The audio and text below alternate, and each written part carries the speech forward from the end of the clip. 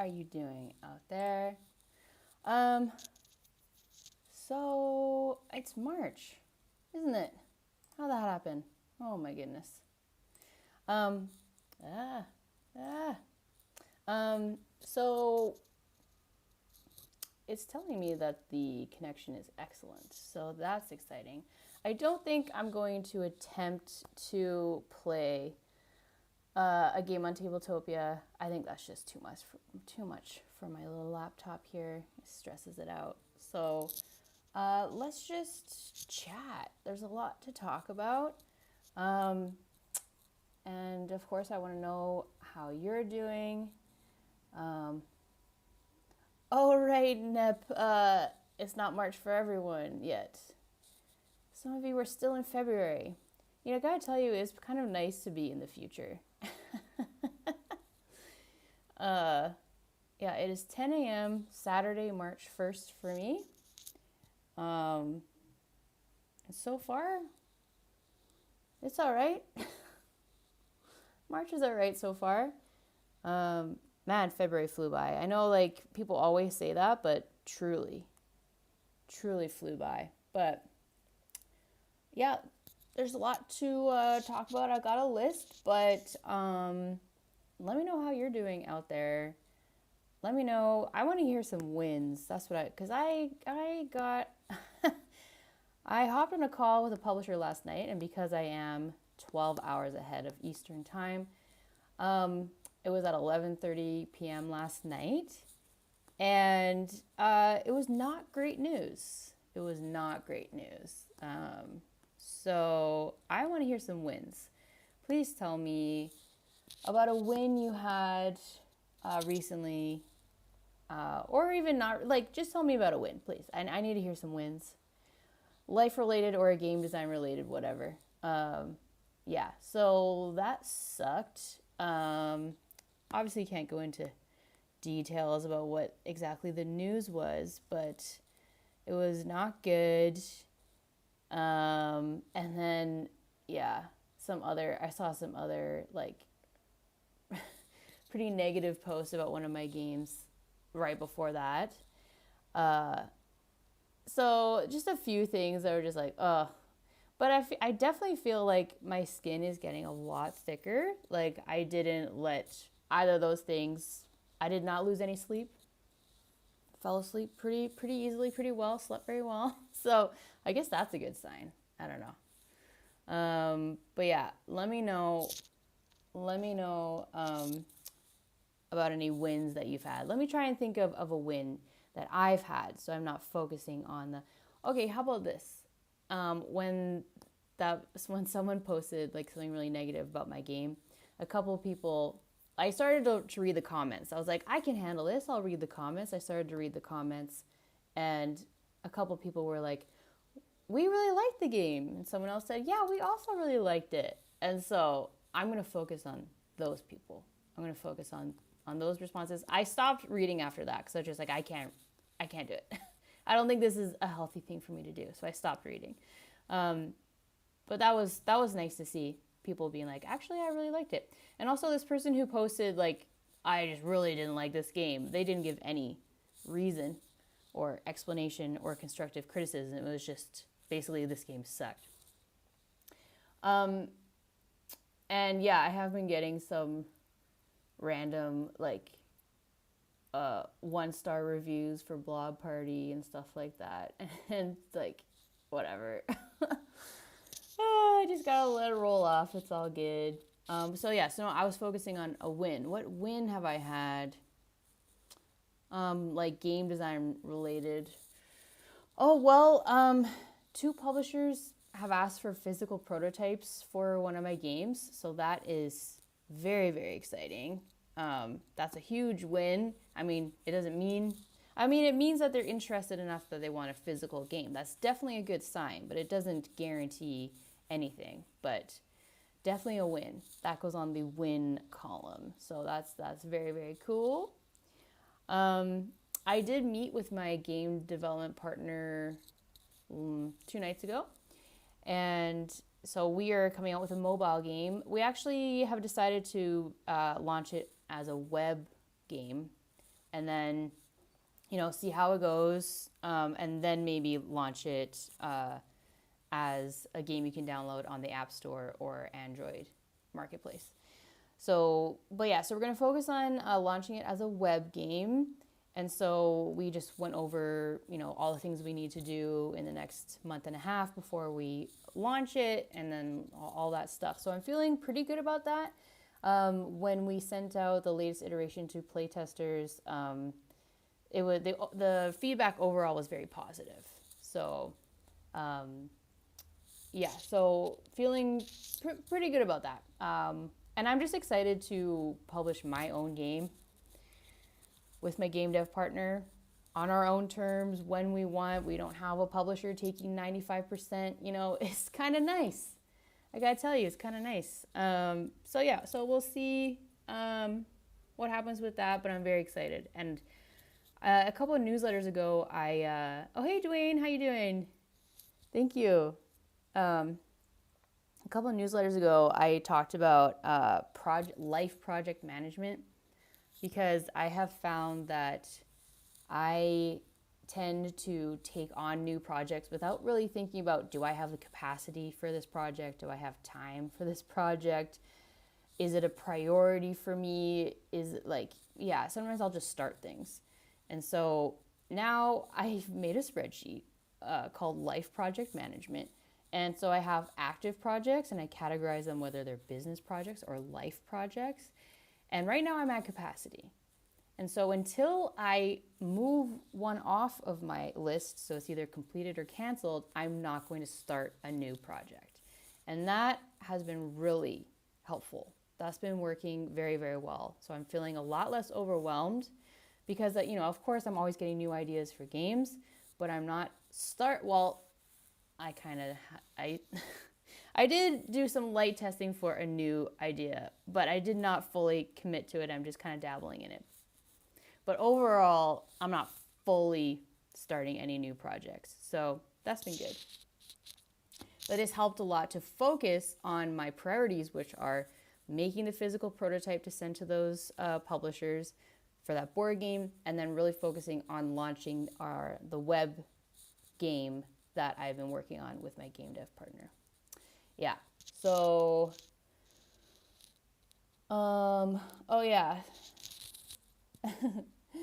So I wanted to just kind of briefly chat about a video that was posted last night by a YouTuber called Actual LOL, however you say his name. It seems like a very nice guy. But yeah, he posted basically, and he's very funny and very sarcastic and very dry humor. So I think a lot of this was, meant to be funny and lighthearted, not taken too seriously. But he basically posted a video called Red Flags, reasons to not buy board games. And his thumbnail literally said, "Don't buy it." One of them said, "Don't buy it." One of them said, "Call the police." Obviously, that's a joke. But to say "don't buy it," that's pretty, I don't know, it's pretty bold. But anyway, so some of his red flags for to potentially not buy a game are, number one, he said first time designer. You know what? Why don't we bring it up and let's go through each of them one at a time. Do you use a service for your prototypes like the Game Crafter? I don't. I just make them myself. Yeah, I probably should look into that, but I need to turn these around pretty quickly. And so I just do them myself. Let's bring up this video and just go through it together. It's interesting. Interesting stuff.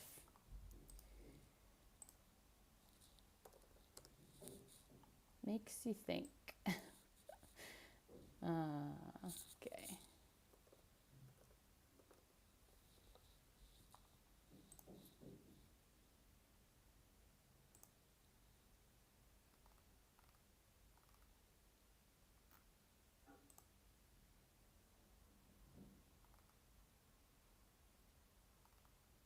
Oh.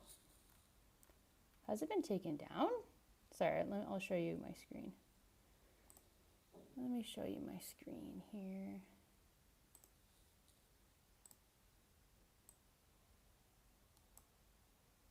So it says latest, and it's not here. Interesting. Let's try searching.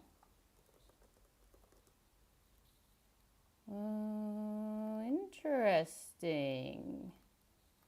Okay, well, looks like you took it down. I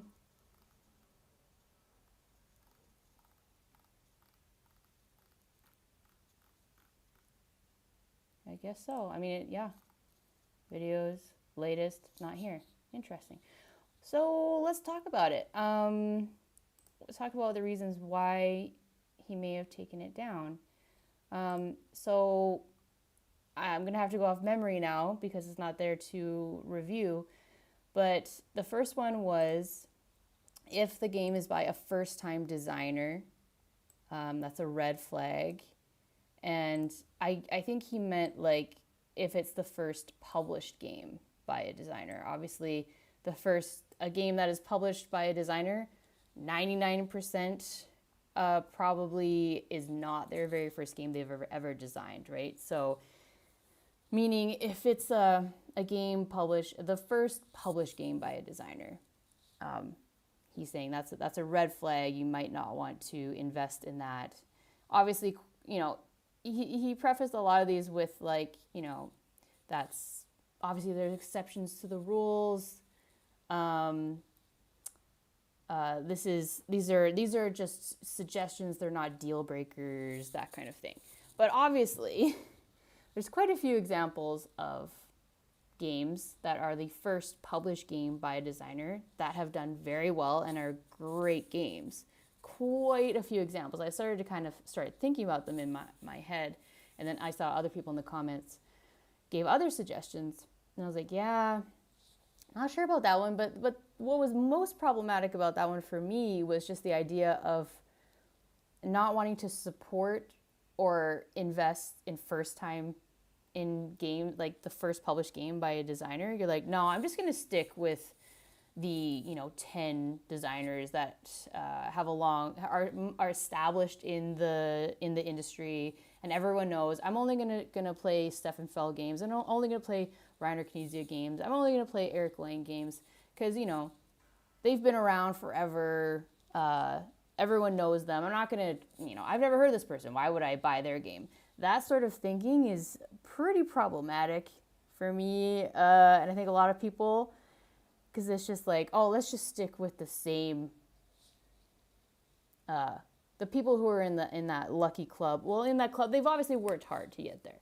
But let's only stick in that small little club of established designers, and let's not invest in or try games by unknown designers. I found that was the very first one. That was the very first.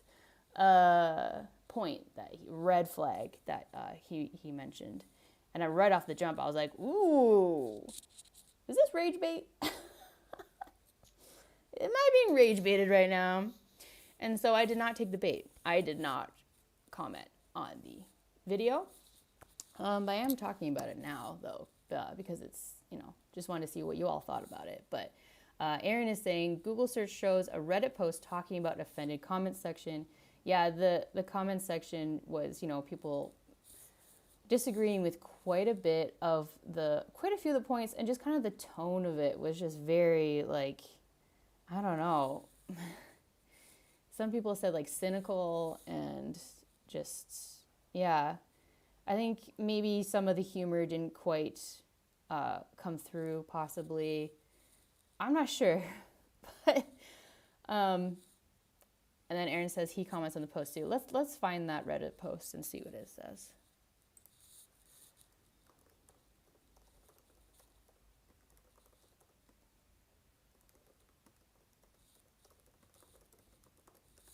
Because I do know he trimmed out one of the, before we look at this, I'll just let you know. He trimmed out one of the red flags, which was the last one, which I believe was if the designer is not American or German, that's a red flag. And I was like, what? What are you talking about? So he trimmed that one out, and now I guess he took the whole thing down. Okay, let's see this. Okay.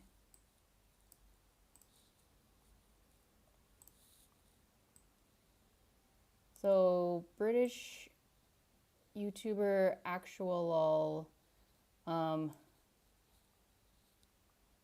has removed a part in his recent video on red flags in board games where he claims if a game isn't German or American, then it's made by lesser people. Well, he didn't really say that, but his audience called out his bigotry and xenophobia in the comments section.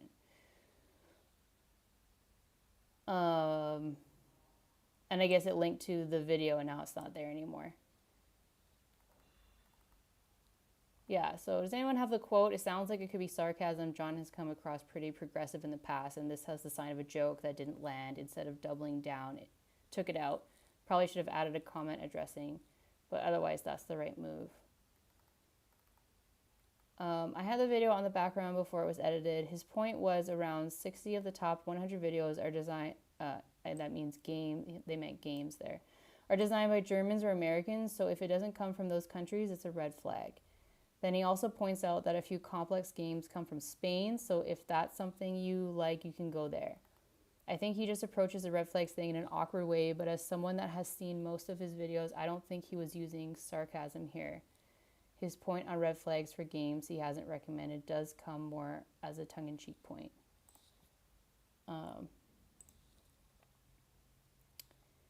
Let me just make sure I have the chat up so I can see if any of y'all have any thoughts on this. He comments on the post too. Okay.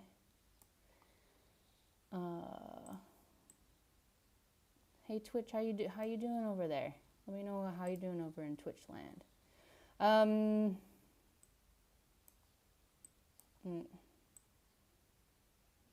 Okay. I'd love to see the actual stats because Vital Lacerda has 4 games in the top 100 and Simone Luciani has 4 as well. Bruno Cathala has 3, so does Vladic Vatil. Glad I wasn't the only one thinking about Portugal. Yeah, so they're just kind of dissecting this one point in particular. There are plenty of top European designers outside of Germany. Maybe they're overlooked because they tend to be a bit beefier, so not for the faint of heart gamer. Don't have the exact quote, but I think he actually was referring to publishers. No. Oh, well, actually, yeah. Well, it was a bit confusing because they said the title was, it's not from American or German designers. I think so. But then the example he gave was, yeah, of Vital having most of his stuff published by Eagle Griffin, which is a U.S. company. So yeah, maybe they're talking about U.S., maybe they're talking about American and German publishers, not designers, but I mean, it's still problematic. He also pointed out that there are many other great designers in the world, but most countries have 1 or 2 big designers, while Germany and the U.S. have more depth. And they also just literally have more people. They have 10 times more people than Canada. But we have the same population as California. So he then specifically called out Spain, France, Czechia, Japan, and a few more countries that have improving scene/depth. So we didn't even make his honorable mentions. Just going from memory on the above, but that's the context that I remember. I mean, talking about publishers is completely entirely different. Of course, U.S. publishers are a big chunk of the board gaming scene. The U.S. not only has one of the largest populations on Earth, it's also the richest country and speaks English.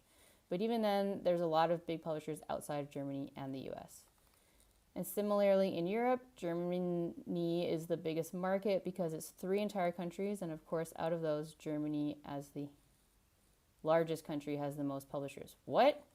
Germany is 3 entire countries? What does that mean? Oh, German is the biggest market, meaning there are 3 German-speaking countries? Is that what they mean? Anyway, Board and Dice, Matago, Blue Orange, Mind Clash, Check Games Edition, etc. Right, exactly. I think what you just wrote was his point. Maybe not conveyed as carefully though, given he was making tongue-in-cheek humor content. At no point did he ever say someone was lesser, as OP claims. Yeah, he never said that. Never said that. That's a bit of a stretch. Splatter is Dutch, Matago is French, Finnish. It's pretty wild to say anything not from Germany or US as a red flag. Yeah, it was like, what? Whoa. Obviously, like, yeah. Supposed to be a bit, like, not taken too seriously, I guess. But it was, yeah, it definitely was a bit weird.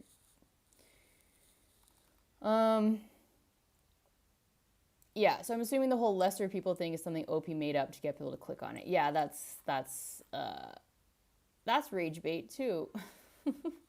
You're rage baiting a rage bait video. So he never said that. Made by lesser people. Never said that.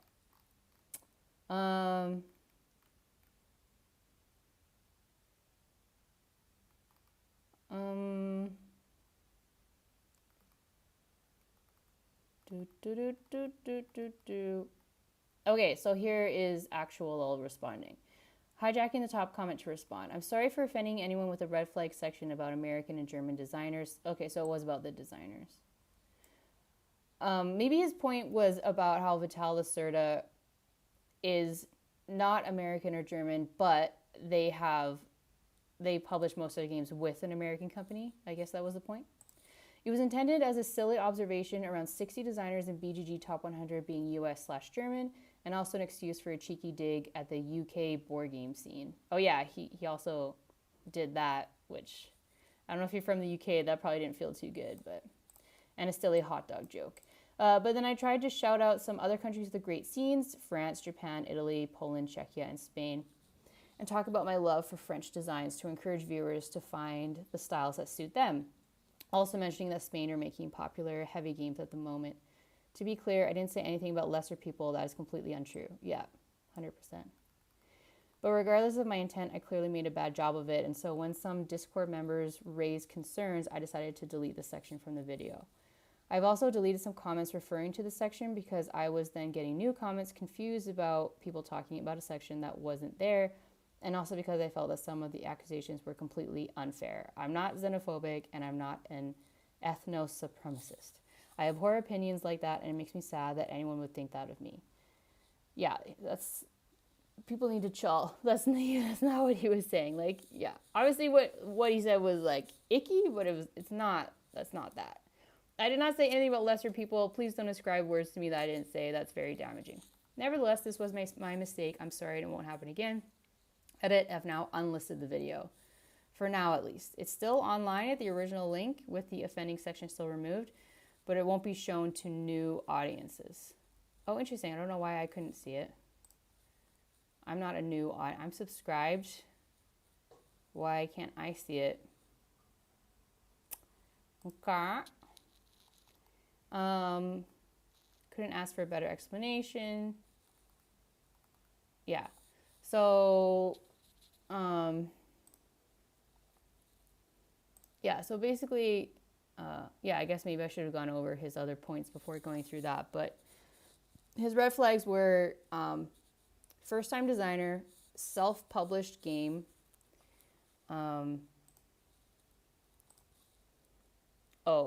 Aaron's saying if it's unlisted, you need the actual link of the video. I see.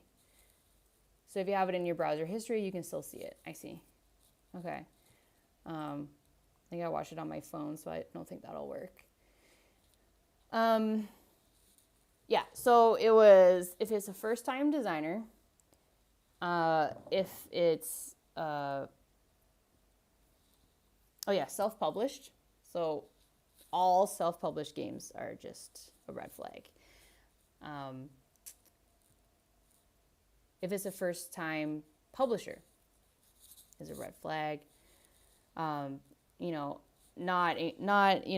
talking about how quite a few established, like people who have worked for established publishers have gone on to start their own small, new publishing company. yeah, not German or American. Man, no one in the comments, like someone in the comments listed out the timestamps, but they didn't list out the points, which was really annoying. So I'm trying to go off memory right now. Oh yeah, if there's AI art, which I fully agree with. Because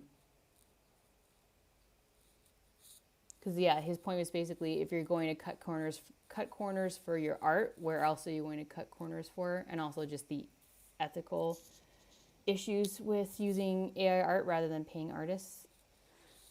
Oh yeah, if the game's too big, like a really big box, I guess is a red flag.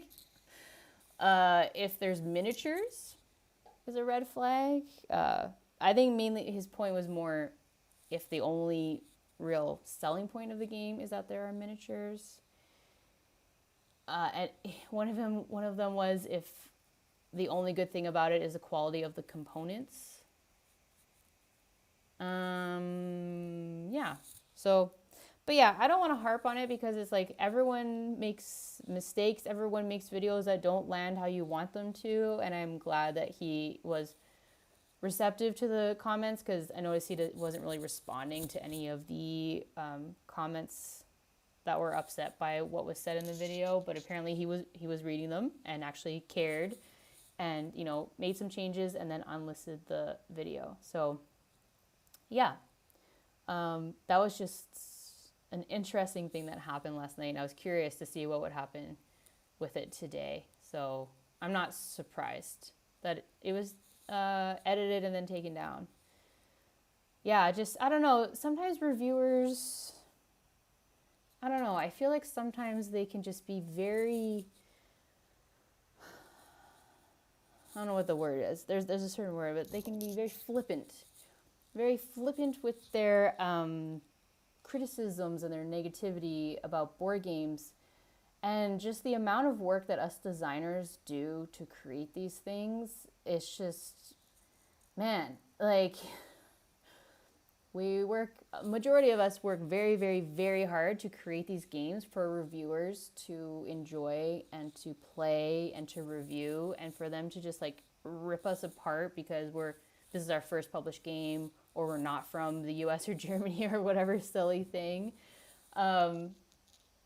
I don't know, just found it very sort of, I guess, I don't know what the word is, but like as a designer, I guess like disappointing and just like a bit, I don't know, not really appreciating all of the effort that goes into designing and then having to pitch your game or self-publish your game. It's just like, it's just so much work. And then just some people just get this finished product and don't think about all of the years, the months, the years, all of the time that went into create this thing. Anyway, hey Corthane. Yeah, I just went over Actual Lul's video. I don't know if you saw it. It's been taken down now. But yeah, it was about, the red flags of board games. And yeah. So yeah, I guess it's been taken down. I think more specifically, there was one thing that people really didn't like was how he said if the game's not by an American or a German designer, that's a red flag. What did you think, Corthane? If you watched it, what were your thoughts on it? I know that, yeah, a lot of people were just particularly did not like his point, which was, a lot of it was supposed to be, you know, lighthearted and sarcastic or whatever. I don't really know how sarcastic, but like just, you know, very dry humor, I guess, tongue-in-cheek sort of things. But yeah, he said that if the game's not designed by a German or American, then that's a red flag. And I'm just like, what? That's crazy. But yeah, he took it down. But yeah, I just appreciate when people actually listen and then act, you know, respond to. The comments were overwhelmingly negative. So instead of being like, oh, so I don't think it was a true rage bait video, because otherwise he would have left it up, because he would have wanted those negative comments, because that increases engagement. That's what rage baiting is. My computer, oh, there we go. So Corthane says, a few of the points bugged me, but I felt the video was meant for newer people to the hobby. But that's almost more problematic for me. I don't know, because it's like, if it was meant for newer people to the hobby, and they like see a game, they're like, oh, this looks cool, but let me just look up, is this the first game that this person has designed? Oh, it is? Okay, I shouldn't play it. Like, you know, like, I don't know. Hey, Ian. Yeah, we were just talking about the actual video. Did you see it too? It's been taken down now by actual after all the negative comments. So yeah, I just wanted to see what people thought about it and just kind of went over it. Yeah, and just talked about how just sort of like kind of flippant board game reviewers can be sometimes with their criticism and their negativity about games that us designers have put a lot of time into creating for people to play. And so, yeah, I don't know, just felt a bit dismissive is the word I've been looking for. But just a bit dismissive, I guess, yeah. Yeah, it's Matt, right? Tabletop Reviews? One of the red flags was the designer's first game. Yeah, that was the very first red flag in the video, was if it's a designer's, well, he said a first game. First designed game, but I think he meant first published game by a designer, because 99% of the time, your first published game is not your first designed game. But yeah, that was his very first one. It was if it's a first time, oh yeah, he called it if it's by a first time designer. So what are all the ones we can name off the top of our heads, right? Wingspan, was it Thomas Hollick, I think is his name, came out with 3 new games. No one had, like, these were his very first games. All 3 of them are huge the past year. SETI, Tea Garden, what was the third one? But yeah. Oh, hey Tony, how you doing?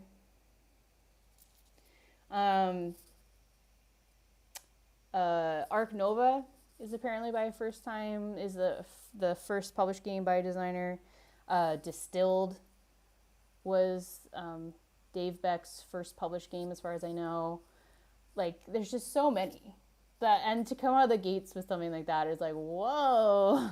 And also that just sort of reinforces the idea of, let's only continue to buy games from these 10 established designers and just ignore any new people trying to get in. Just felt very gatekeepy. It felt a bit gatekeepy for sure. Oh yeah, thank you. Galileo Galilei was the third one from Thomas Hollick, I believe.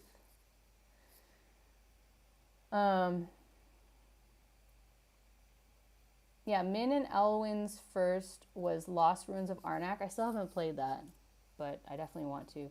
Yeah, SETI, that was, yeah. Hard to say which was the first. Hey Curve Cut, how you doing? It was hilarious, so negative. Like, the whole video was hilariously negative. Yeah, it was like... That's why I'm taking it with like a grain of salt, because I'm just like, it felt so over the top negative that I was like, he's not like fully serious, I don't think. I don't know.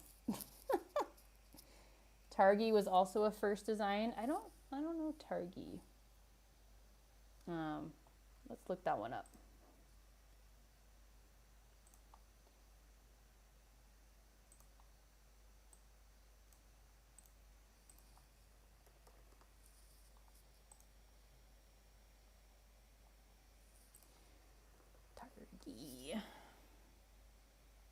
Oh, I've seen the... Here, let me show you my screen here. I recognize the cover. Andreas Steiger.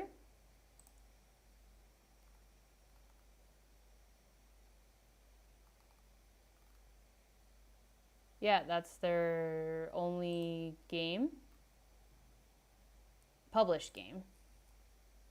And it is 160 overall. Wow. That's amazing. What's it about? Was it outwit your rival by selecting where to place nomad workers on a dynamic desert grid? So it's just a two-player game. That's cool. So the board consists of a 5x5 grid, a border of 16 squares with printed action symbols, and then 9 blank squares in the center onto which cards are dealt. Meeples are placed one at a time on the, can't say that, or placed one at a time on the spaces at the edges of the board, not including corner squares. You cannot place a meeple on a square the opponent has a meeple on already, nor blah, blah, blah, blah, blah, blah. Let's just look at some pictures. I don't have time to read all of that. TLDR. Okay. Oh, it kind of looks like Istanbul with the big cards like that and the grid with the meeples that move around. Cool. I will have to check that out.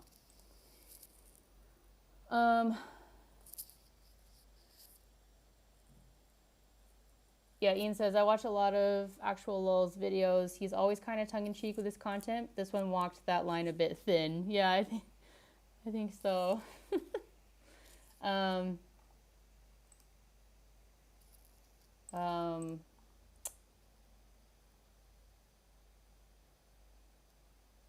Viticulture was Jamie Stegmaier's first game. Yeah, also self-published. So, but yeah, again, like his thing, he said a few times, like, obviously there's exceptions to the rule, but there were quite a few exceptions to the first published game point, which was his very first one out of the gate. Yeah, Curve Cut, I'm an unpublished game designer, so I was upset at first. Then I was like, wow, this guy's nuts. Yeah, I'm not super familiar with his content. Like, I haven't watched a bunch of his videos. I've seen a few, but I think just maybe some of his humor might just be lost in translation a little bit. I don't know. I don't know his personality so well. Ian says, I thought some of his red flags definitely were way across the line, while others felt very close to the line. Yeah. Tony says, the video popped up in my feed, and I was like, I don't know who this guy is, and it looks like BS, and didn't watch it. Yeah, it's a pretty big claim to be like, don't buy it. Like, that was on the thumbnail, don't buy it. It's like, whoa.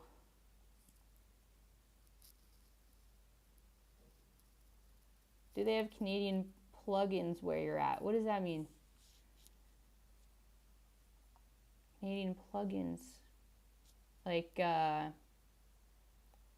VPN or I'm not quite sure. But yeah, so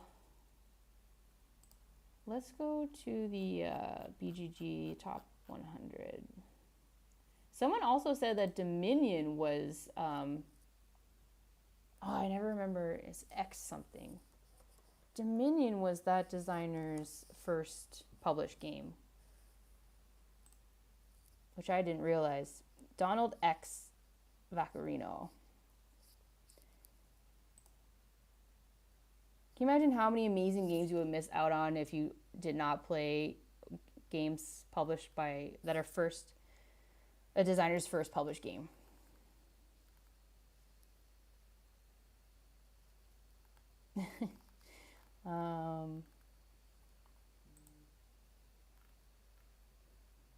Obviously now they have a lot, and a lot of them are offshoots of Dominion, but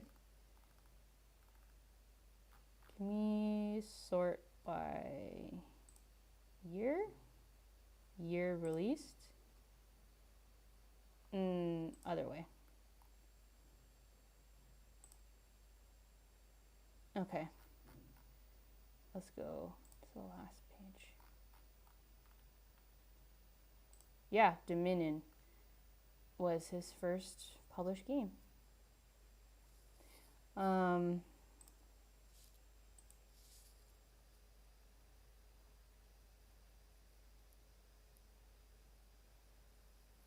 yeah, yeah. Yeah, Table Talk says interesting. My thumbnail for it said call the police. One thing that you can do, let me just switch back. One thing you can do on YouTube is you can have multiple thumbnails and then just see, it's called an A/B test or whatever. You can see which thumbnail people click on most, and then YouTube will just switch to whichever one people clicked on the most. And so one of them, I guess, said call the police, and one of them said don't buy it. Or maybe he started with the thumbnail don't buy it and then he changed to call the police. I don't know. But obviously call the police is supposed to be like hyperbolic and not serious. But to say don't buy it, even if you're joking, like that's a wild thing to say. Yeah, thanks, Table Talk, Donald X. Yeah. Oh yeah, Tony's saying some YouTubers change the thumbnail when they don't get the clicks they're looking for at first. Yeah.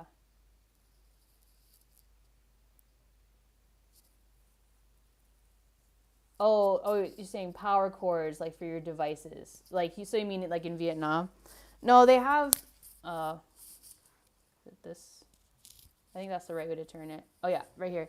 Um they have these plugs that can fit different types of plugs, I guess, but it fits good old Canadian appliances. So sometimes they're a little hard to fit, but eventually it works.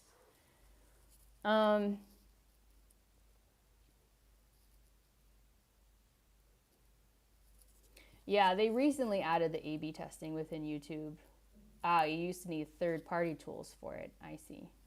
Yeah, yeah, they have it now. I've tried it a few times, but like I personally, just as a user, I don't love it. Like I don't love seeing like, is that the same video with a different thumbnail? I already clicked on it. Why am I seeing this other thumbnail? I just find it a bit like confusing and weird. So I just stopped doing it. And whenever I did it, like it would always kind of be like 50-50 anyway. So yeah, I just put up one now. I don't bother with it. So Corthane says I'm unpublished as well. Just been doing it for fun. Would be nice, but doubt I'm not good. Ah, you never know. But like that's also like it's whatever you want. You know, like if your goal is to get published, I'm sure you can make that happen. But if it's just doing it for fun, then who cares? You know.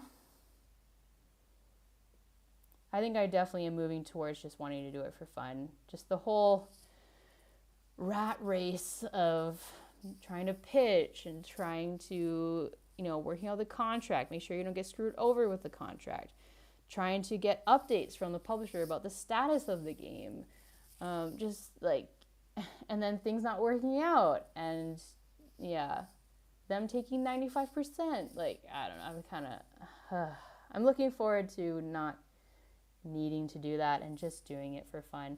I mean, I could just do that. I could just go back and get a regular day job and go back to just doing it for fun like I did 10 years ago. I would just make games for my family for Christmas and we would just have fun and not worry about the whole pitching, publishing side of it. So, something to think about. Oh, you saw my interview with Jason Glover? Nice.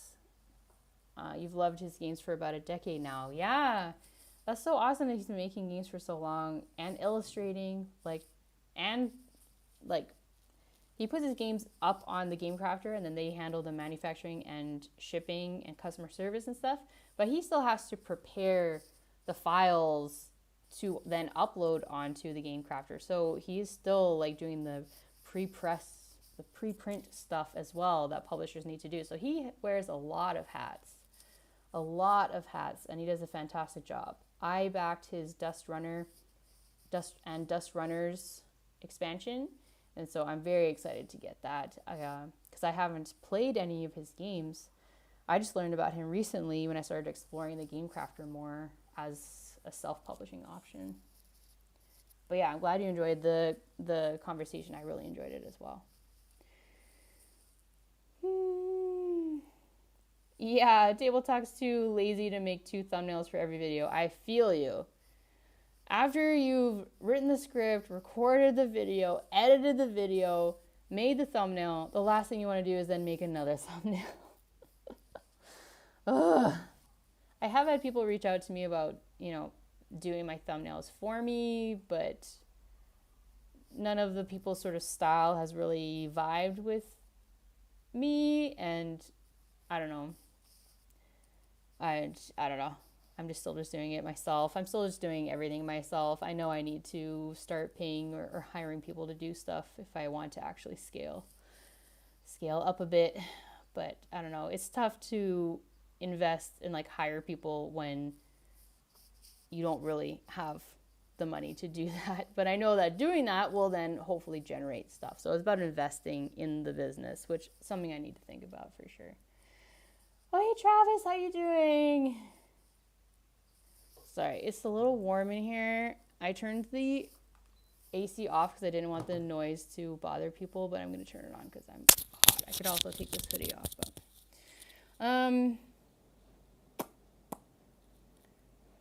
Curve Cut, I will be at Terminal City in Vancouver. I'm so excited. It's in 2 weeks. Oh, so I'll be back in Canada in like a week and a half. And I will be going to Terminal City Con in Vancouver. Very, very excited. What was I going to say? Oh, yeah. Event registration for Terminal City Tabletop Convention opens in like 12 hours. It opens at 12 a.m. March 1st Eastern time, I believe. So, yeah, I don't know. It opens on March 1st. So just check whatever time zone that is for you to be ready to sign up for stuff. I need to sign up for the speed puzzling competition on the Saturday afternoon. That's about the only thing I really want to sign up for. And then I'll just see what other games are being taught and sign up for a bunch I have never played before. So I'm so excited.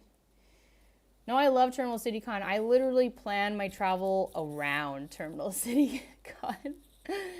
I planned this whole trip to be back in Vancouver for Terminal City Con. I would have probably stayed in Vietnam for another month or so, but I wanted to be back for it. Yeah, thanks, Curve Cut. Self-employed life is a roller coaster. It's true. It's true. I think I'm just dealing with, I mentioned earlier in the stream, I got some very bad news from a publisher last night. I had a video call with them and got some not great news. It's not the end of the world, but it's not great news. So I'm still kind of sad about that. But I'm feeling better, hanging with all of you and chatting and whatnot. But yeah, if y'all have a win, I would love to hear it. I would love to hear some wins. Oh, here's a win. I knew I forgot something I wanted to say. 2 people who are in my Discord, 3 people who are in my Discord, 2 of which are members, made it through as finalists in the Cardboard Edison Award. So Kyle Cushman, I believe, designed Chain Breakers. Why don't we take a look at the Cardboard Edison finalists? But yeah, Kyle's game Chain Breakers about fixing bikes and being bike mechanics looks super cool. And then, just want to make sure, I'm thinking of their Discord names, not their actual names. But it was Riche and Manoj, I believe. Let me just double check.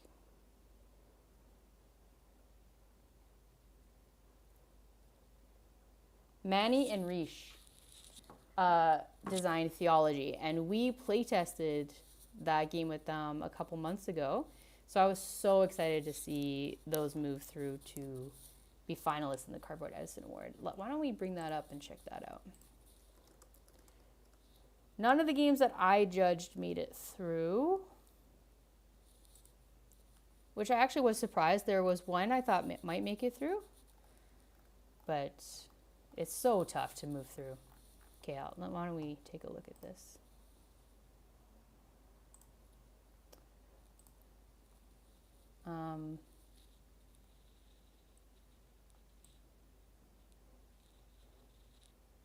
Oh, come playtest my games. I'm talking at the Indigenous Game Designer panel. Yeah, that is awesome.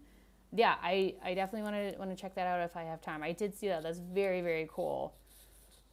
A panel about Indigenous game design. That's very, very cool. I would definitely try to come check that out. I'm trying to focus really on playing as many games as possible and not do too much of the programming stuff, but I will definitely try to come check that out if I can. Yeah, thanks, Travis. Yeah, it was it was disappointing. It was not too surprising, but it was disappointing for sure. Yeah, Table Talk says TCTC is awesome. Made my first friends in Vancouver there. Miss it since moving away. But you're in like the Toronto area, right? I believe. And so there's Breakout Con, which looks pretty awesome this year. The exact same weekend as TCTC. But Breakout Con looks awesome this year. Okay, we got a win. Corthane passed test number 3 of 6 for my architectural license. As for board game wins, nothing. Yeah. That's okay. Well, you know, 1 of 3 for your architectural license. That's pretty huge. That's very, very cool. Very, very cool. I worked at the Faculty of Architecture at the University of Toronto for 6 years, organizing their lectures and whatnot with visiting architects. And yeah, I found it very interesting for sure. Very interesting. You're in Montreal, originally from the Toronto area. Gotcha. How's the Montreal? We just got Ludicon last year. That has started. Going to be bigger next year. Nice. Good. I'm glad more things are popping up in Montreal. All right, let's take a look at the finalists for the 2025 Cardboard Edison Award in alphabetical order. We have Athenia. Do you guys want to watch all of these videos, or is that too much? That might be too much. How many are there? 1, 2, 3, 4, 5, 6. Why don't we watch Chainbreakers and then Theology, which are people in my Discord. If there are any others, let me know and we can watch them. Oh, I want to show you this other one that I think is so cute. Okay, but first let's start with Chainbreakers. Kyle Cushman.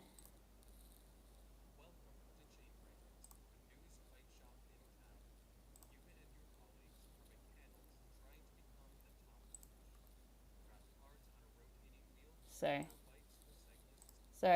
when I made it full screen, does that look weird for you? Okay, is Twitch frozen? Why does it look frozen there? Okay, I'm gonna play it full screen and just let me know if it looks weird for you. We'll start over.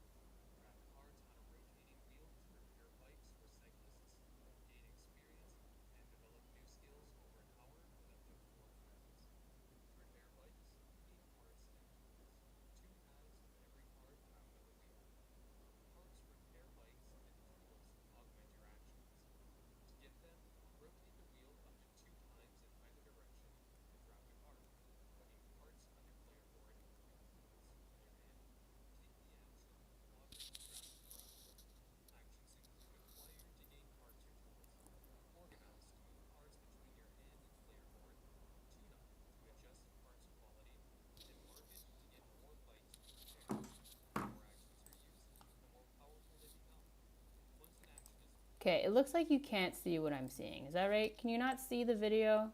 It's not on. Okay. Whatever you're showing is not on YouTube. Okay. We see a different screen.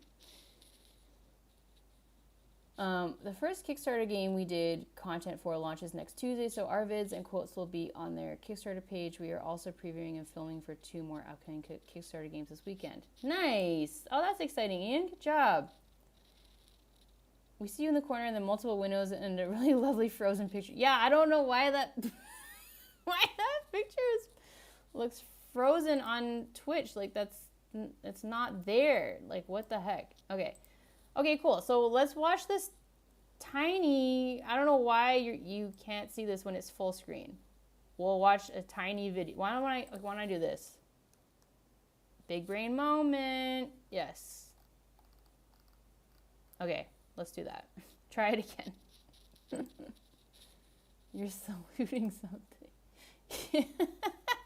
I'm just stressing. I don't know why it's looking like that, but that's fine.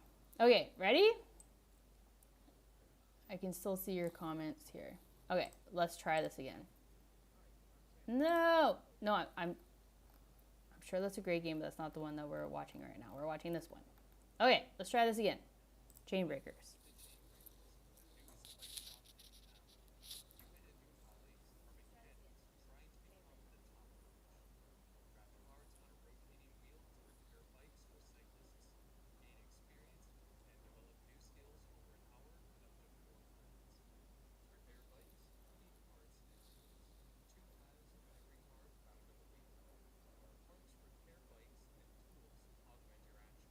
Oh my god, can you still not see it?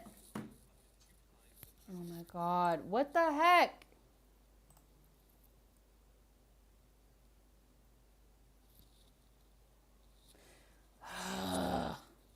Okay, sorry. This is annoying me. Why can you not see this?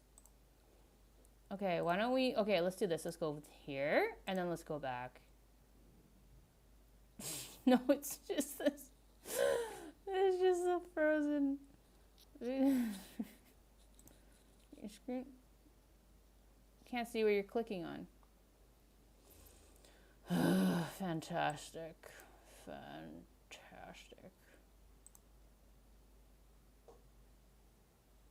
Okay, how about we do this and then we do this? No. How about we do this? And the Mac OS screen capture. Okay.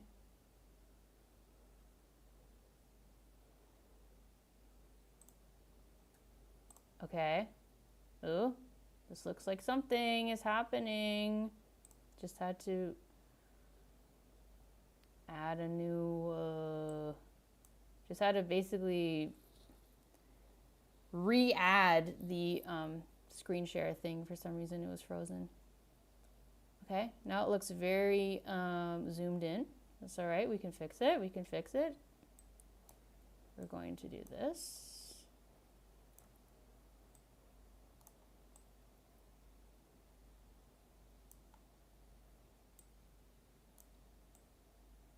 Okay. Back on track, everyone. Adam Wills made a good video about pitching a few days ago. I like his humor. Nice. Sorry. If you haven't heard Matthew Dunstan has also started a YouTube channel about board game design, and it's fantastic. So definitely check his videos out as well. Okay, we're back on track, everyone. Let's watch this video for the third and final time.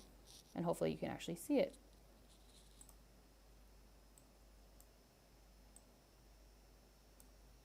Welcome to Chain Breakers, the newest bike shop in town. You and your colleagues are mechanics trying to become the top wrench.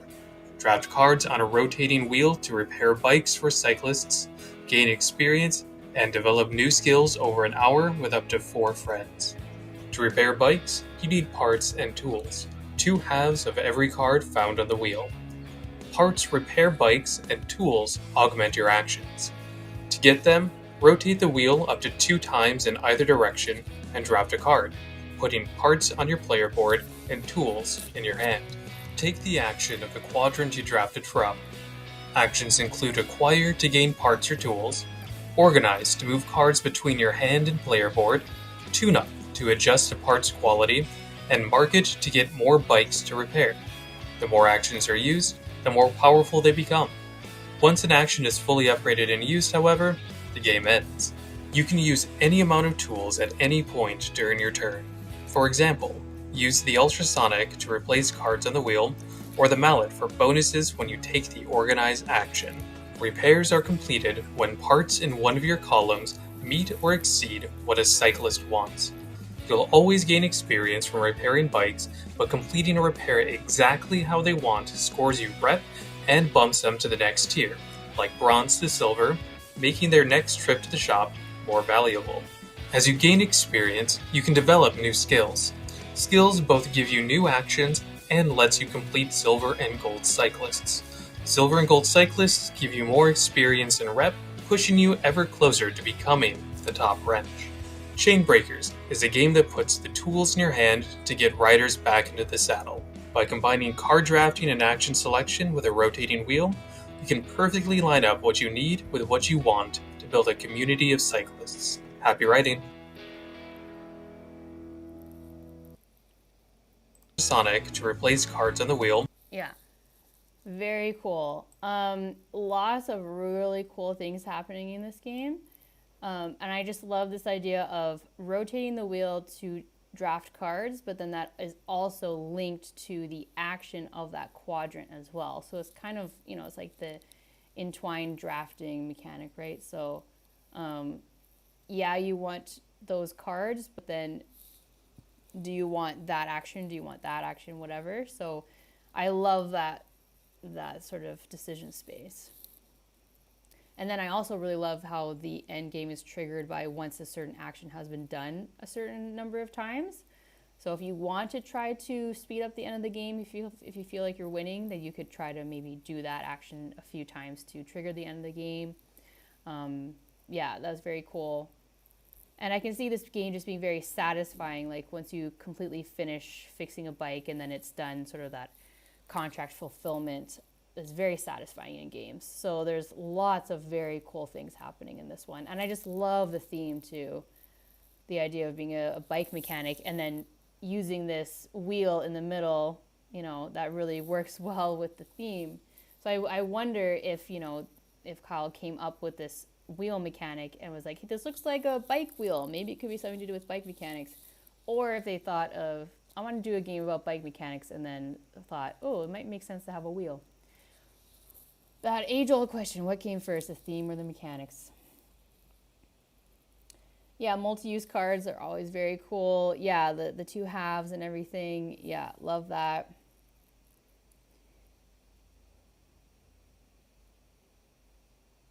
Yeah, Tony says this feels like my car sales game. Yeah, lots of similar sort of things for sure. Yeah, it definitely looks interesting, right? So, very, very cool.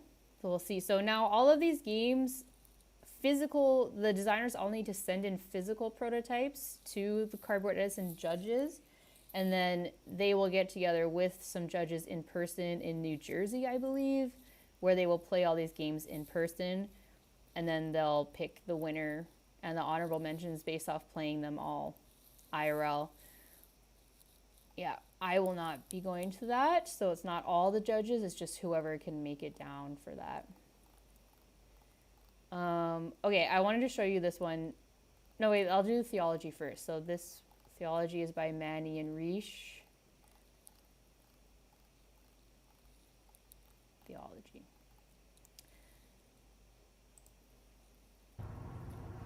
Hi, this is Manoj, co-designer of Theology, primarily a worker placement and area control game for 2 to 4 players with a playtime of 60 to 90 minutes.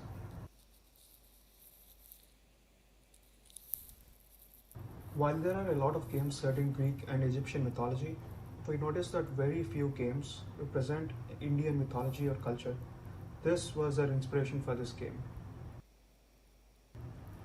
Theology is set in a fictional world where each player takes the role of an Indian god, trying to become the most worshipped by starting their own religion, assembling a pantheon, constructing temples under their name, and fulfilling prophecies to increase people's faith in them. In this game, there are 5 possible basic actions, out of which a player can perform 2 per each turn. Note that you do not have the ability to repeat these actions at the start of the game. Other than these 5 basic actions, you also have out of turn actions which can be performed at any point of the game. For example, the yellow player chooses to breach and initiate a follower as their first action in their turn. As a result, they gain 5 followers in their Grain Kingdom. By doing so, they fulfill a prophecy of having the most followers in the Grain Kingdom and immediately gain 2 faith as an out of turn action. As the player's religion expands, their gods become powerful and gain abilities that are additive and asymmetrical in nature. The players can strategize during each turn by choosing these abilities in various combinations. The objective of this game is to be the first person to conquer 2 realms. Your strategy not only depends on what you have in your hand, but also on what your opponent is playing for. For example, in a 2-player game, you might be closest to claiming this realm, and your opponent might be close to claiming the other 2. Then, you might have to pursue one of the 2 realms in order to stop your opponent. In theology, there are various elements that make the game highly replayable, whether it be the random placement of the terrain tiles on the map, the demigods that the player recruits, the asymmetrical abilities that the player chooses, and the out-of-turn actions the player performs. All these aspects make the game feel fresh and engaging on every playthrough. And that's all. Thank you for taking your time to listen to our pitch. We had a lot of fun designing, developing, and playtesting this game, and we hope you like it as much as we do. Playing for. Yeah, so this this track in particular, I remember when I play tested it, they had specific tracks that you could go up. Like this track only went up this path, this track only went up this path. But now it looks like you have more choice, which I like. So you start here, but it seems like you can choose what thing you want to move up, and this kind of builds your engine. You can do more stuff the more that the faith in your religion grows. So that's very cool. This is new to me, this thing on the outside. So I don't know exactly what that is, but I'm interested to see what change they made there. But yeah, there's a lot of really cool things happening in this game, so I'm really stoked for them that it moved through. I remember one thing, like, I think recruiting was very, very difficult, so I wonder if they changed that. It looks like they possibly got rid of one part of the game that was associated with recruitment, I think. I can't remember. But then you're also, like, building your temple, and these are all these slots that you have for your different, what is it called? Building up your assembly? Is that what it was called? I can't remember, but you're building up your pantheon, and then those give you abilities as well. Some, I believe, almost all of them are one time.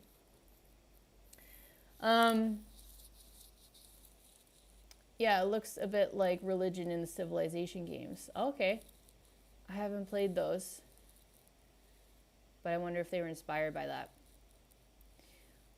But also, one thing I just want to point out to everyone too watching this is you'll notice that these videos are not like, you know, they're not like top professional animated videos, you know, like they're mainly just like POV showing the game on the table and just talking about the game, and that's great. So sometimes people get caught up in submitting for Cardboard Edison and they feel like they need to have like basically like a Kickstarter level trailer video, and you definitely don't. You just need to show the gameplay and communicate the gameplay clearly, and that's all you need. So one other one that I really wanted to show you that I think is just so cute is Ice Hotel. Ice Hotel. Yeah, right, Tony. Just the production quality is very basic. Like it's very clear. It's very well done. But yeah, it is just basic. You're just holding your phone over the table, showing the game and talking about it. And that is all you need. No worries about making like these high level productions, you know? Yeah. Yeah, Travis, I totally get it. Like, Travis would definitely have that problem trying to make a highly polished video. I totally get it. And you fall into a bit of that trap of like, you know, if I make a really, really beautiful video, maybe that'll help my chances. But like, it really, truly doesn't. Like, we can see through, if it's a terrible video, we can still see, usually, we can still see if it's a good game. And if it's not you know, possibly a very good game, we can see past a highly polished video. So this one is more is like a higher level video. This person obviously has skills in video making, but it's not the reason that it moved through. It moved through because the game is super cute with a lot of fun things going on. All right, see you, Ian. Thanks so much for popping by. Hope you have a great day tomorrow. It's the start of the day for me. I am in March already. It's March 1st for me. All right, let's check this one out. Oh, okay.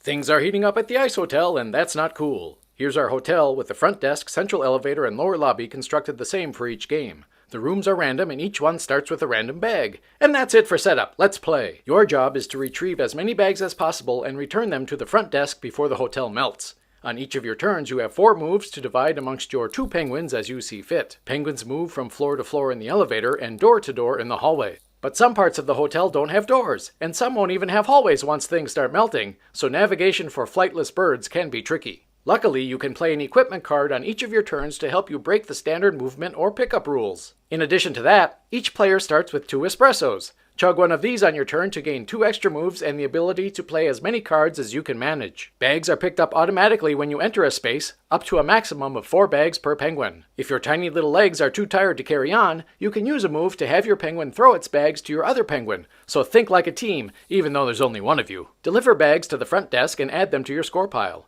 Each bag is worth 1 point, but each full A, B, C, D, E, F set is worth 10, so don't be grabbing bags willy-nilly, Chilly Willy. At the end of each of your turns, roll the dice to determine the coordinates of which room melts. When a room melts, everything in and above it drops and scatters. Whoever rolled the dice determines where things land, but must spread the wreckage as evenly as possible. Penguins in falling rooms drop all their bags, so if the dice gods hate you, remember you can always discard an espresso to force a reroll. When you melt a room, you keep the card. Each room has one of 4 symbols, and trading in a set of 4 matching or 4 different symbols gets you another espresso. The game continues until there are 5 or less unclaimed bags in the hotel at the end of a round. At that point, players add the bags they are still holding to their score piles, total up their scores, and determine the winner. But the fun doesn't end there. Once you've got a hang of the basics, you can upgrade your stay with suites. 12 replacement rooms that you can use to alter the terrain, your cards, your location, your espressos, and even your score pile. Ice Hotel!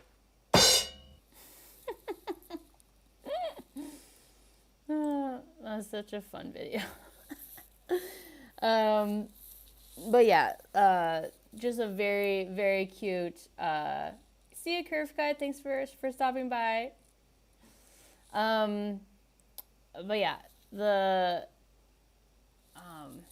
I love a lot about it. Just the idea of this hotel melting and these penguins just running around and just like piling these bags. I can just picture what the box, what the cover of the box of this game would look like. Just these penguins like running around with carrying all of these bags frantically before the hotel melts. I think it's very, very cute. But then just a lot of clever things in it too, with like the different symbols of the different cards. So if you collect a set of 4 different ones, you could trade them in for the espresso tokens, which, similar to Sky Team, let you re-roll. Like in Sky Team, you have coffees, and you could trade in the coffees to re-roll your dice. Right, Travis? Yeah. Oh yeah, Tony loves it. Travis is all about the Ice Hotel.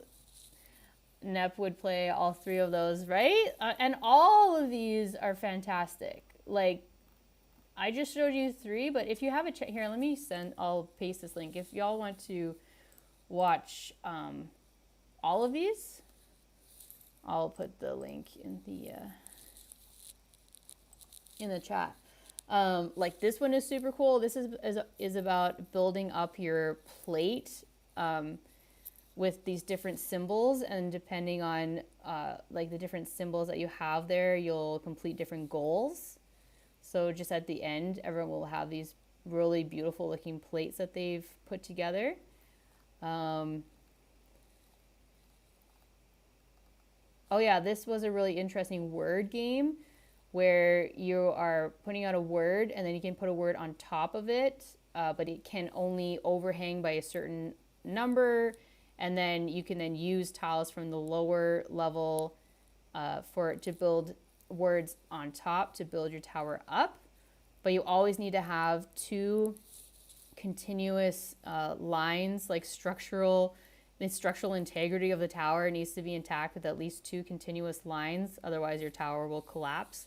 So you're moving letters up your tower to try to build up as high as you can, but still keep those two connected lines. So it's a very interesting word game. Bearden.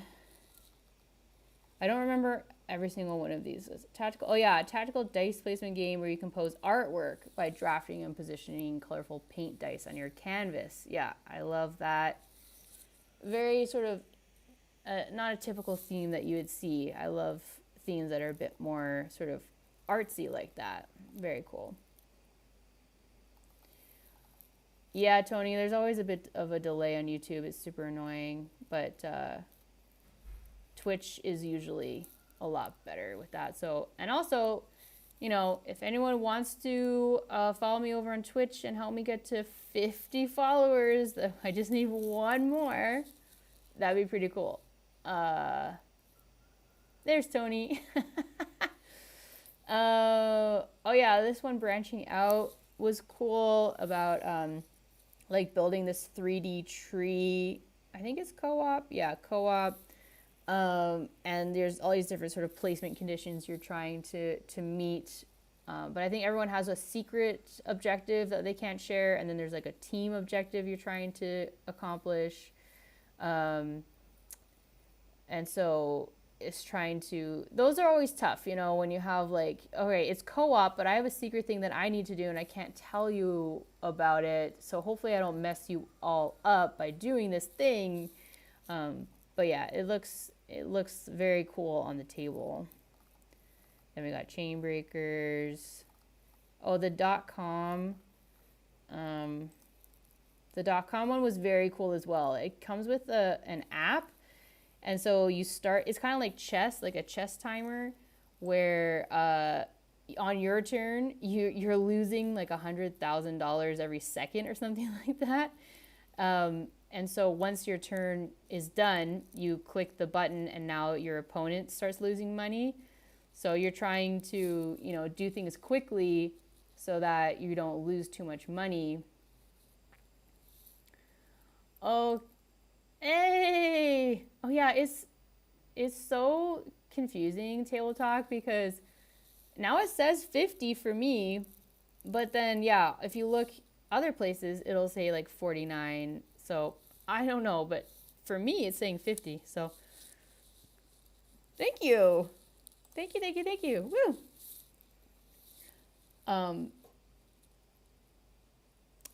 But yeah, to become an affiliate, I have to meet some other requirements, which I don't know if I've technically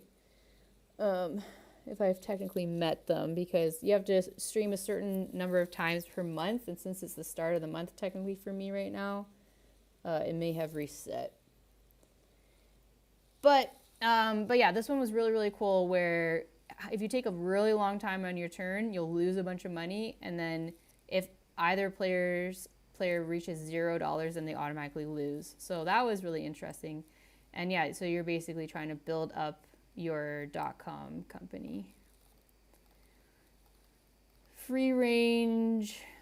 I don't 100% remember a ton about this one. I do remember it was a card game with different numbers, and then the chicken theme just didn't really stick in my head so much, so I don't remember exactly how it plays. but you're basically, yeah, you're trying to, oh yeah, you draw a card with a number on it, a chicken card with a number on it, and you could only place it in one of your stacks of cards in ascending or descending order. Yeah. Then we got Ice Hotel. Indie Valley, this is a very cool one about putting up posters for indie bands. And so it's all about the placement of the different posters in the alley. Looks like a very cool puzzle, competitive game.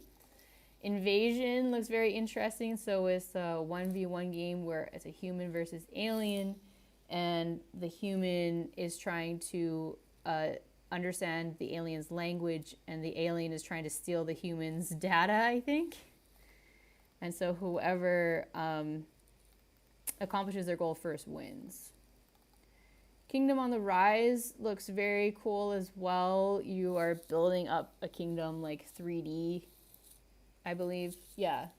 One thing that stood out to me about this one was depending on where you're sitting and looking at the board, that will determine where you can place things on the board. So like if I roll a 3 and I want to place something on the third column, that'll be a third column for me, but the person sitting to the left of me, their third column will be their perspective.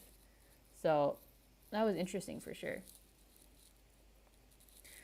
Travis says, maybe I'll have to try and submit next year. The last Proto Spiel gave me good ideas to go forward with my game. Nice. Oh, that's really exciting. Hey, Valiant, how you doing? Yeah, you can definitely watch the stream later on YouTube for sure. I just saw on Twitch that they're not going to keep, there's a limit now for the number of highlights that you can have, and I always highlight my streams afterwards so they stay up on my Twitch page so people can watch them afterwards, but Twitch has changed their storage limits for that, and so yeah, so if you ever want to watch my streams afterwards, YouTube is probably the place to do it. Oh yeah, molcajete is about making salsa. I didn't fully understand the gameplay from the video. I would have had to read the rules, and I didn't. I wasn't a judge for this one. I was just looking at what made it to the finalists. But you roll your dice, and then there's some sort of placement rules about if you can put them in your pot or you can put them in your opponent's pot, and you're trying to make the best salsa. Oh yeah, this game Pivot was really interesting, where you chuck dice into the game box, and then depending on where you're sitting, so like the person over here is I don't know if you can really see this, but they can see a 6. The person over here can see a 2, because you see the boxes has this sort of thing in the middle where like this zigzag sort of thing in the middle, so the die will nestle like that, so it'll show one number to one person and one number to the other person because it's at an angle, and then you can use the number that's facing you to do different things, which was a very interesting use of the game box there for sure. Produce Bazaar, I don't remember this one 100%, but yeah, but you're basically, there's a bunch of different things you can do at the different stalls. Like this stall lets you do this thing, this stall lets you do this thing, and you're just going around trying to do cool stuff at the farmer's market. Oh, I really liked this one. This one's really cool, where you are at a Renaissance fair, and there's all these different things you can do, but one thing that I liked is that when you start the game, the character just looks normal and plain, but then you can upgrade your character, and then they turn into they put on their cosplay. So it's the same character, but then now they have their cosplay on, and then they can do more stuff. You've upgraded them. So I thought that was really cute. Slam Quest. This was interesting, where depending on how hard you slam the card down, that will communicate like how high I think the number is. I think it's like 1 to 15 or something like that. But so I guess it's how hard you slam it will convey how high the number is. But then I guess there's also other ways that you can convey it. Like sometimes it'll be like, make a sound effect that people will think it's the number 5, or make a face that looks like number 1, whatever. It seems very, very, very clever, very, very fun. This one was really interesting where you're building up a mountain, like a ski hill. And so you're building up all these cubes to build up the mountain and then have people ski down. And you're trying to make these paths that are connected and then have a shuttle to bring people around back to the bottom to go back up. Looks very interesting. Yeah, Corthane likes the Ren Fair one. Yeah, maybe we can watch that one because I really enjoyed that one. Table Talk just hosted our first playtesting meetup on Monday. Had to dust off my old designs. Happy to be getting back to them. Nice. Oh, that's exciting. That's very exciting. So if it's your first playtesting meetup, like it was the first playtesting meetup of a group that you just started, or was it your first like playtest at a meetup that already existed, if you know what I mean? Let's just look at the rest of them and then we'll go back to watch the Ren Fair video. And if there's any other videos you want to watch, just let me know. We can watch them. Time to line. Why am I drawing a blank on this one? Oh, yeah. This was, all right. This was about dealing with people in line at an amusement park, which I thought was really fun. And so you're basically managing a line at an amusement park, which is a fun idea. But the way that you do it is you see they're like 3x3, and they call it sort of a casino, a slot machine sort of system, where you're trying to get 3 cards in a row that match a certain way or do something, and then you pull your lever card, so you like rotate your lever card to remove those 3 cards from the grid, and then you add 3 more. So that definitely looks pretty cool and pretty like satisfying thing to do. Just like clear 3, add 3 more, clear 3 sort of thing. Triptych. Oh yeah, this was a very interesting puzzle where you have these. So like the triptych is like a picture divided into 3 sections, and you are trying to get, to complete a triptych, but so is everyone else. So it's like a competitive thing. And there's also trick taking as well, which is interesting. So it's a trick-taking triptych game. A trick-taking game where whoever wins the trick can then move this sort of slide puzzle around, and you're trying to, get the 3 pictures in line to get points, which is very interesting. Oh, this one looks beautiful. Wildcrafters, you are collecting plants to bottle them, and then you put labels on them to sell them. There's a lot of really cool stuff happening in this one. I really liked this one a lot.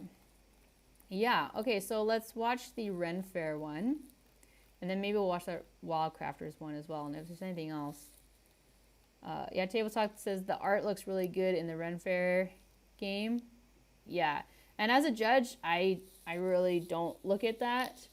But yes, I do acknowledge that the art is very good. And I don't know, who the artist is or where they got the art from. But yes, it is very beautiful. So let's check it out. Hey there, this is Leo Taylor, and welcome to the Renaissance Fair.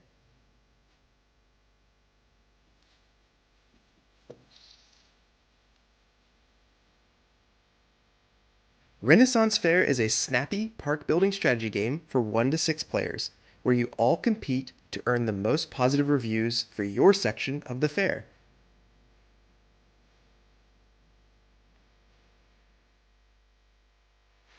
This game is inspired by the popular festivities and pop culture phenomenon that is cosplaying and Renaissance festivals. Let me show you how to play real quick and why I think it's so cool. Your goal is to have the most points by the end of 5 rounds. Turns are snappy as you just choose one action between these 3 options. You can build, which is paying coins to build an attraction, placing it into your park. Each attraction has a color and also a special action that can be triggered when guests visit it. Attractions also have combining bonuses on the edges that will help you win jousting tournaments and gain more coins and other bonuses, so the way you lay out your park really matters. You can hire staff. Staff are the heart of your fair. Hire them for their one-time use abilities and tags to earn you bonus points. And when you're ready, use those one-time use abilities, flipping them to their costume side, and now they are cosplay actors in your park, giving you more tag bonuses to score. Finally, welcome guests.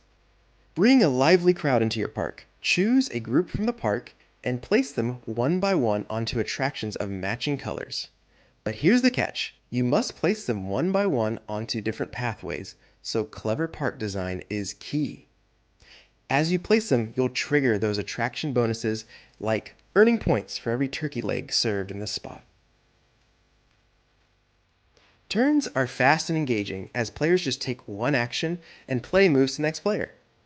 When all the guests are empty from the lot, the round ends. And we get to do the jousting tournament. Attractions have bonus tags that if you connect at the edges will give you crowns. The player with the most crowns will win the jousting tournament and earn victory points. And that's it. Renaissance Fair is a snappy, mid-weight strategy game filled with clever synergies, exciting combo, and I believe tons of replayability. Every decision matters as you craft your perfect fair. Thank you for checking it out.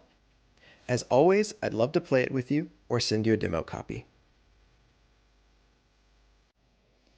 Yeah, very, very fun stuff. Yeah, Tony likes the turkey leg. Yeah. That's such a fun. There's just a lot of lighthearted, fun touches in this game like that. Like the most turkey legs gets you a bonus or whatever. Yeah, very very fun, for sure. Let's watch the Wildcrafters one as well. Wildcrafters, designed by Katie Tam. Forage and bottle plants to craft the best potions as you embark on a beautiful journey, from a budding apprentice to a skilled apothecary in Wildcrafters, a puzzly, engine-building, pattern-matching, and set collection game for 1 to 6 players, ages 8 and up, that plays around 10 minutes per player. In Wildcrafters, you're a budding apothecary competing to craft potions by foraging and filling your bottles with herbs, flowers, and berries to gain the most reputation before the harvest ends. The game is played over 2 seasons, spring and harvest, with each round ending when there are no more plant cards left in each player's hand. You always start your turn by exploring the forest for plants to forage by placing plant cards, pattern matching the various types of plants to gain knowledge. In the next phase of your turn, you must choose to forage, craft, or study. To forage a matured plant card from the forest, meaning each plant on the card is directly adjacent to a matching plant. Any unbottled visible plants from crafting around the outer perimeter of your bottle card, called excess plant materials, as well as knowledge tokens, can count towards any missing matches when foraging. So perhaps you can take that card you've had an eye on after all. Forage cards are placed into your basket, which can hold up to 2 cards to be crafted in a future turn. You can upgrade your basket to hold up to 3 cards at a time. Use your knowledge to craft plants into potions and strategically slot the plant cards into your bottles for those endgame points, while building an engine of excess plant materials that will come in handy when foraging and gaining knowledge in future turns. Once you've successfully completed a potion, be first to patent it with a one-of-a-kind label for bonus reputation at the end of the game. Study to gain a knowledge token of any kind, plus knowledge tokens corresponding to all your excess plant materials. After the 2 seasons, reputation from your potions, labels, quests, and knowledge are calculated. The player with the most reputation wins. Start your wildcrafting journey as an apprentice in your first game. Then, when you're ready, learn new skills and take on new challenges as you blossom into a reputable apothecary with highly replayable quests. So join the world of wildcrafting in this puzzly, engine-building, pattern-matching, and set collection game.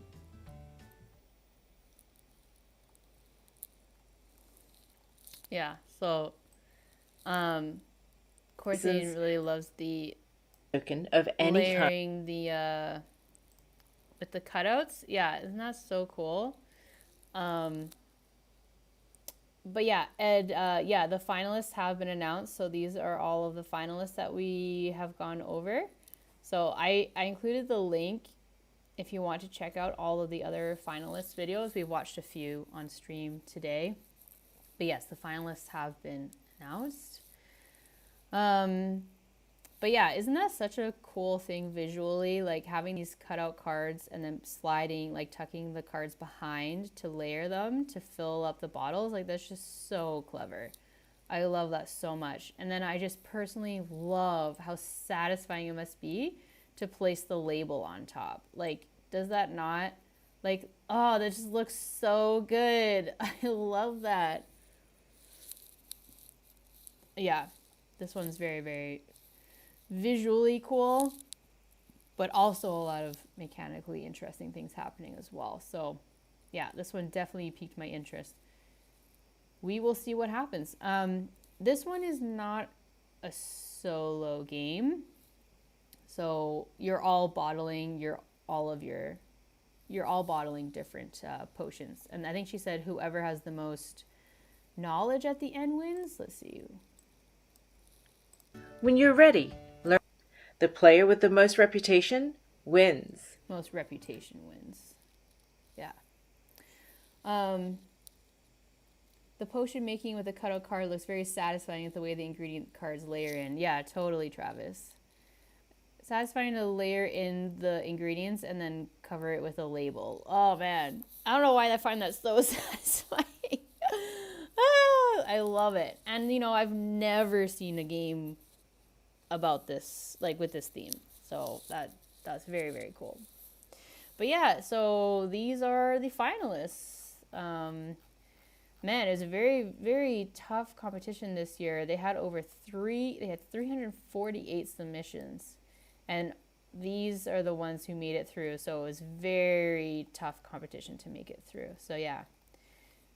Congratulations to all of the designers, everyone who submitted a game. It's a lot of work to make a game in the first place, and then to make a video for your game, fill out the submission form, do the rules is a huge thing. It's a lot of work to submit a game to a contest like this.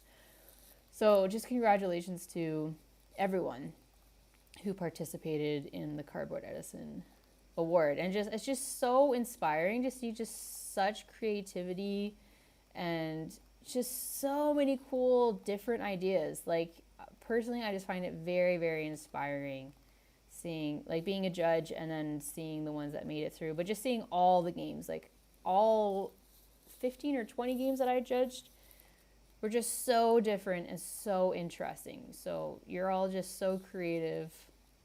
It's very, very, very cool to see. But yeah, so those were the Cardboard Edison Awards. If there were any other ones that you want, any other videos that you want to watch, just let me know and I'll go back. Okay, we're coming up on 2 hours here. I might have to log off in about 15 minutes. But I'm so glad that so many of you have been able to hang out today. I should be able to stream next week as well at this time, and then when I'm back to Canada, when I'm back to Canada, I will go back to my normal streaming time on the Friday nights, which is 5 p.m. Pacific, 8 p.m. Eastern. Yeah, so this will be the last couple times that we'll be streaming at this time on the Friday night. And then we'll be able to actually play games again, because I'll have my 2 computers set up once I'm back home. So I want to see, there's some other things that I wanted to... oh, yeah. So last night, I guess it was the New York Toy Fair Awards night. And my game Chronicles of Light was up for Game of the Year, which is amazing. So let's see if it won. I feel like if it did, I would have heard something, but Oh wait, award. Where's 2025? I don't even know if they've posted it yet. Oh, here we go. Okay, I'll show you the screen here.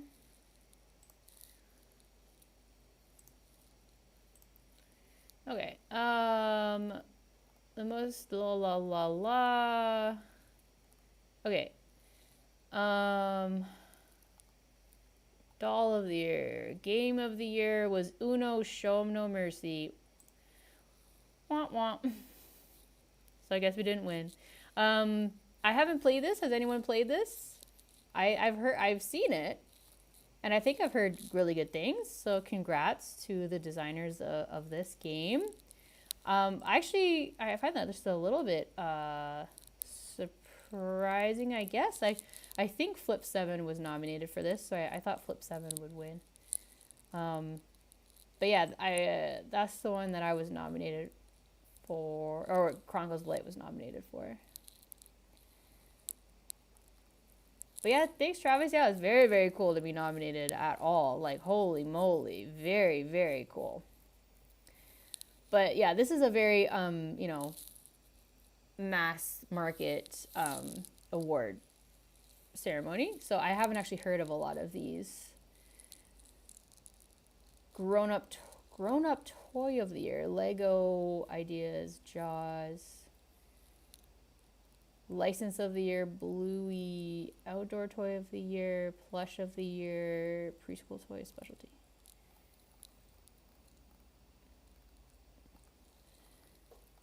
But yeah, congrats to all of the winners.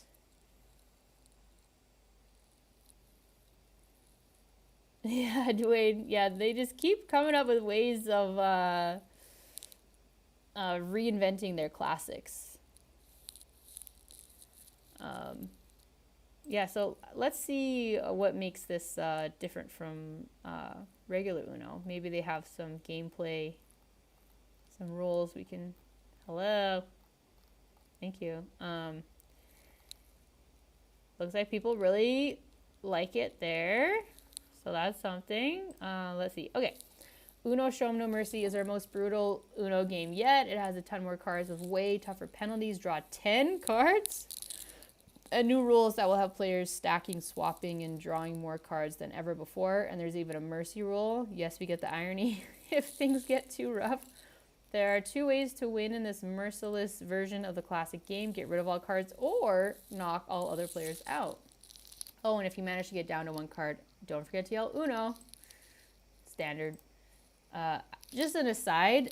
So I went on this like little cruise, like on this ship in Ha Long Bay in Vietnam, and I saw some people playing Uno, and wanted to make friends and whatever. So I went up and said, "Hi, can I join your Uno game?" And so I played Uno with them. It was the first time I played Uno in like probably 15 years.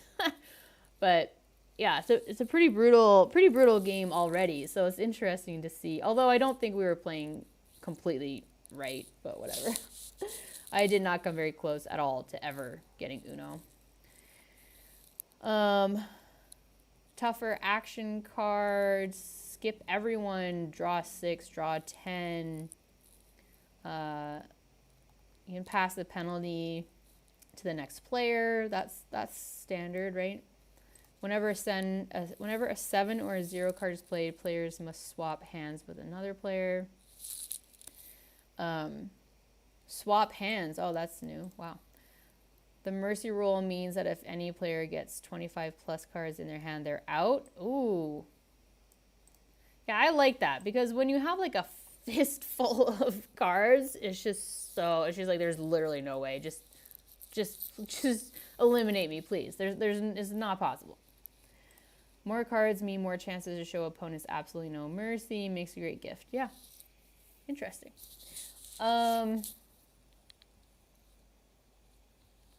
Yeah, Nep has yet to find any Uno variant more enjoyable than the base game.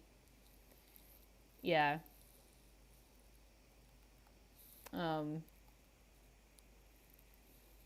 So Tony's kind of surprised a version of Uno won an award. I don't know anything about it, so maybe it's very, very different from regular Uno. Yeah, it doesn't seem very different, does it? A few tweaks for sure, for sure. Ha Long Bay was one of my favorite restaurants in Madison, Wisconsin. Oh, no way! Cool. So you like Vietnamese food?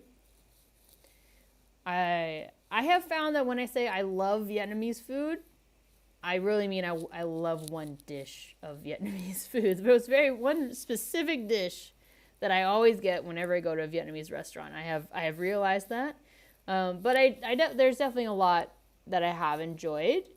But I'm just searching out for that one dish that I like from every restaurant.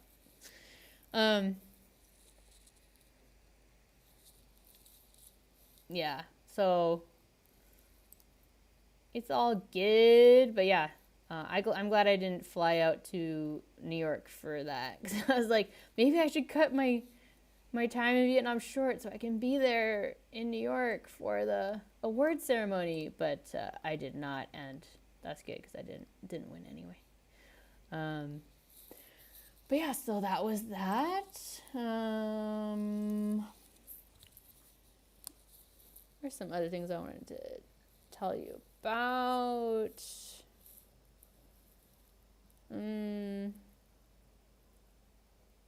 Yeah, that's kind of it. Let me know what else is going on with you all before I sign off. Have you played any cool games lately? I played Wingspan on BGA. Was that with you, Corthane? No, we're playing Sea Salt and Paper, and I'm just waiting for you to win. Yeah, I think it's like I'm not good at this game. I don't think I get it. I don't know. And then I lost very badly too. I think it was Clerkus that I was playing Wingspan with, and I don't know why I couldn't see. Like, I haven't played a ton of Wingspan. I've played more Wormspan, but I was like, I'm pretty sure there are round goals I'm supposed to be going for, but I couldn't see them on BGA. Like, I don't know, because I was maybe playing it mostly on mobile. Like, I tried looking for them. I couldn't find them. And at the end, I saw that he won, or they won, like, all of the round goals that I was completely unaware of. I think I won one by accident. But lost that one very badly. I'm pretty sure I'm going to lose at Viticulture. I just looked at how many workers all my opponents have, and they have trained, like, all of their workers. I haven't trained any. I've been going heavy on building structures. And so now I'm like, oh, I should probably train more workers. Probably should have done that first. So we'll see. Right now, like, I think I'm in second place technically with VP, but I'm pretty sure everyone else is just gonna whoop, whoop, whoop. How it always happens. It's like Viticulture is like slow, like for scoring. Slow, and then whoa, someone won. But I'm enjoying it though. I love Viticulture. And of course I have a couple Castle of Burgundy games going on. I think I'm winning or doing well in both of those, which is sweet because it's currently my favorite game of all time. Tony loves pho and banh mi. I'm learning the proper pronunciation. I don't even know if that's proper, but it's closer, I guess, than pho and banh mi. Banh mi. So I guess if there's like an NH, it kind of sounds like NG. So like banh mi, I think. I love banh mi as well. A baguette with meat and veggies, yes. Pho is also very good. I love soup, so this place is great for me. There's so many different kinds of soup. I tried a new one yesterday called Mi Quang, I believe is how it's pronounced. Mi Quang. It was good. It had roasted peanuts in the soup, which was interesting. I've had a bunch of really good soups. They're so different. But pho is good as well. They have a lot of Vietnamese people have pho for breakfast. which is very interesting. I did have it one time at an airport lounge for breakfast because there weren't a ton of other options. I was like, let me just try it. And I've had a very spicy pho for breakfast. When it was like 6 a.m. as well. It was an interesting experience. I don't know if I've been converted to having soup for breakfast quite yet, but yes, it's a popular breakfast dish. Have you had it for breakfast, Tony? I would eat pho at any time for any meal. Wow. So it's a top 3 dish for you in life. That's amazing. Do you put a lot of stuff in it? Because it can be a little bland sometimes, I've found. Top 3 is one of your top 3 like dishes of all time. Wow. If I think of my top 3 like things to eat, a burrito would probably be up there. I am realizing I think Mexican cuisine is probably one of my top cuisines, just because there's so many different items within the Mexican cuisine that I absolutely love. It's not just one dish, you know. Anyway, what is everyone else's favorite cuisine or dish?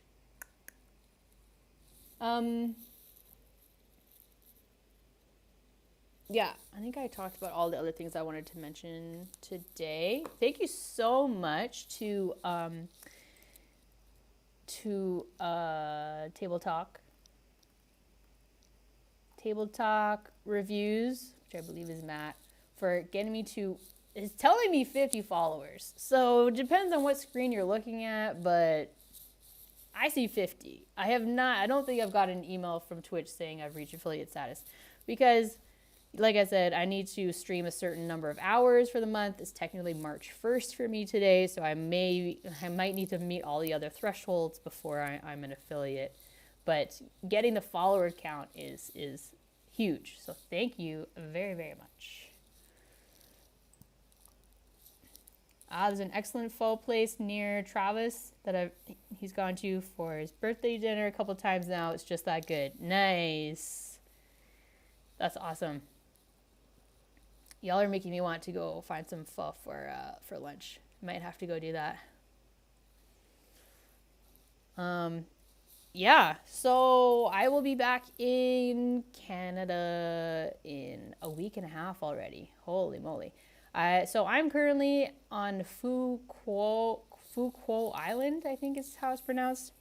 This really beautiful island. It is so hot and so sunny and so warm. I love it because I just spent a lot of time up in the north in Hanoi and Sapa and Halong Bay, and me and my friend literally didn't see the sun for a week. So I am absolutely loving the sunshine here. I'll be here for another week, and then I'm going to go to Ho Chi Minh City for a weekend before I fly back home. Fly to Vancouver for TCTC. So if you're going to Terminal CityCon, please say hi if you see me. I will be streaming next week too, so we'll chat then when I'm in Ho Chi Minh. Okay, Table Talk, refresh it, and it said 50. Guess it didn't update when I clicked. Okay. So let me see if I click on my home page, if it tells me, if it says congratulations. No, it says path to affiliate. So it says path to affiliate, and then here it says I'm at 48 out of 50 followers. And then it says stream 7 days for the month. Okay, look, so it doesn't fully reset, I guess, because it's saying 5 and it's March 1st.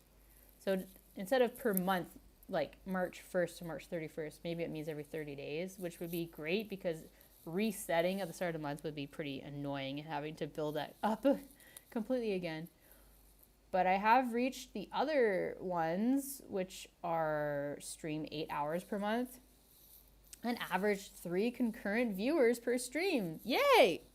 Thank you so much, everyone, for helping me reach those 2. So now I just need to get 50 followers, which technically it looks like I have. Maybe it just needs to update once I've stopped streaming. I don't know. And then stream 7 days per month. 7 days per month. So yeah, at least twice a week. Well, twice a week would get it there. Anyway. Okay. Okay, so Tony adds a little hoisin to some of the hot sauce. Yeah, I think that's key. I need to start exploring adding more stuff to the broth. Okay, I am going to head out. Thank you so much for hanging out, everyone. Yeah, thanks Tony and Corthane and Ed over on Twitch and Table Talk helping me get to 50. Thank you so much. And Travis, Nep, Tony, Kerf Cut, Ian,